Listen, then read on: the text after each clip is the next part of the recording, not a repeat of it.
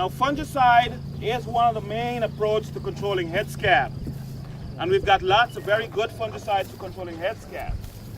Now one of the classes of fungicides widely used, not necessarily for control of head scab, is the strobilurin fungicides. The headlines, the quadris, the strategos, those are all fungicides with strobi as the active ingredient.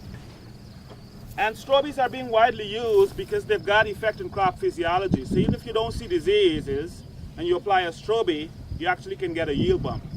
And because of that, a lot of people are using strobies whether or not they are diseases. Now one of the things we observe is if you've got conditions favorable for head scab and you apply a strobi, you can have an increase in vomitoxin levels. So this trial here, what we're doing here is looking at two different strobies, quadris and headline, and comparing that with Prosaro, which is a triazole, and we're looking at it at three different growth stages. Applications made at flag leaf emergence, application made at the boot stage, application made at the heading or flowering growth stage. And we want to see which of these applications actually leads to the highest level of vomitoxin in the grain.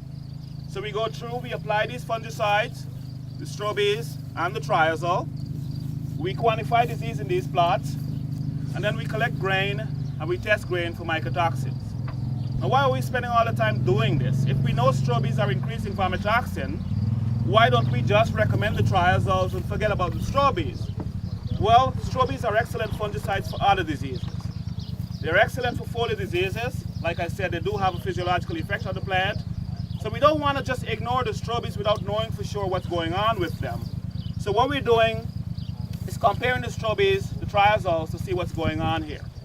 So most of the foliar diseases we control with application made at flag leaf emergence.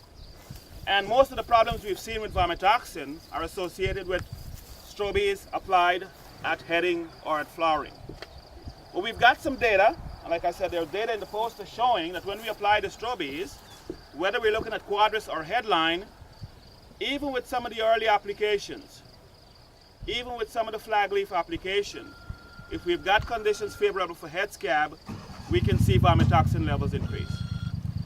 The same response we're not seeing for the triazoles. So basically what we're seeing is whether or not we apply headline at flag leaf emergence, or we apply headline at boot, or we apply quadris at flag leaf emergence or at both, we can see there are examples, there are situations with increases in vomitoxin in the wheat grain.